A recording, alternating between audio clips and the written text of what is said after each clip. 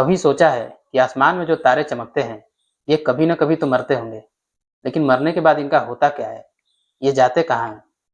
दरअसल कोई भी तारा मरने के बाद चुपचाप गायब नहीं हो जाता, बल्कि एक तारे का मरना यूनिवर्स के सबसे शक्तिशाली घटनाओं में से एक होता है और उसकी किस्मत इस बात पर डिपेंड करती है कि वो तारा कितना बड़ा था। आइए डिटेल में समझते हैं।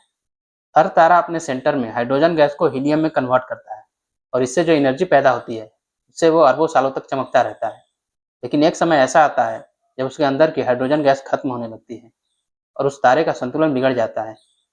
ग्रेविटी उसे अंदर की तरफ खींचती है, जबकि उसके अंदर होने वाली न्यूक्लियर रिएक्शन उसे बाहर की तरफ धकेलने की कोशिश करती है।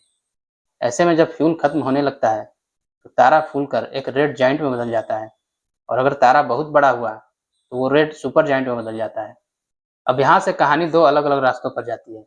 अगर तारा हमारे सूर्य जितना है या उससे थोड़ा बड़ा हुआ तो ऐसे तारे अपने बाहरी हिस्से को धीरे धीरे अंतरिक्ष में छोड़ देते हैं। इससे गैस और धूल का एक सुंदर बादल बनता है, जिसे प्लैनेटरी नेबुला कहा जाता है। और केंद्र में बचता है एक छोटा लेकिन बेहद घना अवशेष, जिसे व्हाइट ड्वार्फ कहते हैं। ये व्हाइट ड्वार्फ इतना घना होता है कि इसका एक चम्मच पदार्थ कई टन तक भारी हो सकता है। यह व्हाइट ड्वार्फ अंतरिक्ष में करोड़ों सालों तक धीरे धीरे ठंडा होता रहता है। लेकिन अगर तारा बहुत विशाल हुआ तो उसका अंत कहीं ज्यादा विस्फोटक होता है। जब उसका फ्यूल पूरी तरह खत्म हो जाता है तो ग्रेविटी उसके सेंटर को अचानक से अंदर की तरफ खींच लेती है और फिर होता है एक भयानक विस्फोट, जिसे हम कहते हैं सुपरनोवा। इसमें कुछ ही सेकंड में इतनी ऊर्जा निकलती है, ये पूरे आकाशगंगा से भी ज्यादा तेज चमक सकता है।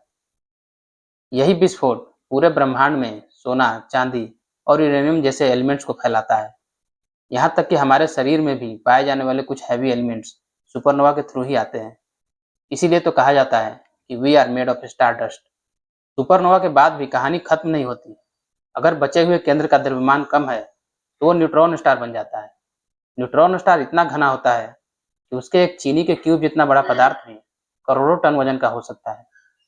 लेकिन अगर तारा और भी ज्यादा विशाल हुआ तो फिर ग्रेविटी इतनी ज्यादा पावरफुल हो जाती है कि उसे कुछ भी रोक नहीं पाता और फिर जन्म होता है ब्लैक होल का, एक ऐसी जगह जहां से लाइट भी बाहर नहीं निकल पाती।